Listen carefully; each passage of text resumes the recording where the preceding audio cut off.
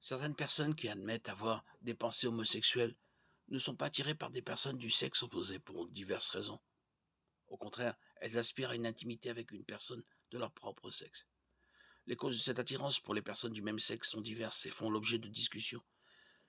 Mais il n'en demeure pas moins que cette tentation est réelle. Beaucoup de personnes qui luttent contre l'attirance pour les personnes du même sexe disent souffrir pendant des années en souhaitant que les choses soient différentes. Les gens ne sont peut-être pas toujours incapables de contrôler ce qu'ils ressentent, mais ils peuvent contrôler ce qu'ils font avec ces sentiments.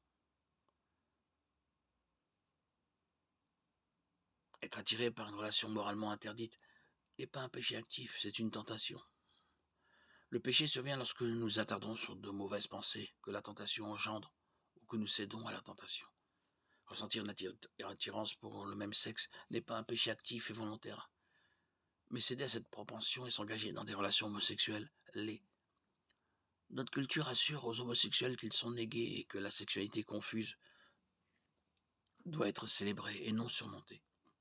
Ainsi, nous avons toute une génération d'enfants et d'adolescents qui n'ont jamais connu une époque où l'homosexualité est considérée comme anormale.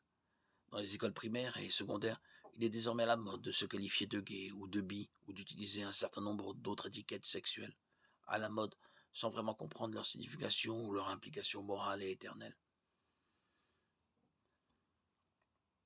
Nous voyons dans 1 Pierre 5,8, vous, qui par la puissance de Dieu êtes gardés par la foi pour le salut, prêts à être révélés dans les derniers temps. C'est là ce qui fait votre joie, quoique maintenant, puisqu'il le faut, vous soyez attristés pour un peu de temps par diverses épreuves, afin que l'épreuve de votre foi plus précieuse que l'or périssable, qui cependant a été éprouvée par le feu, ait pour résultat la louange, la gloire et l'honneur, lorsque Jésus-Christ apparaîtra. Vous l'aimez sans l'avoir vu, et vous croyez en lui sans l'avoir vu encore, et vous vous réjouissez d'une joie ineffable et glorieuse.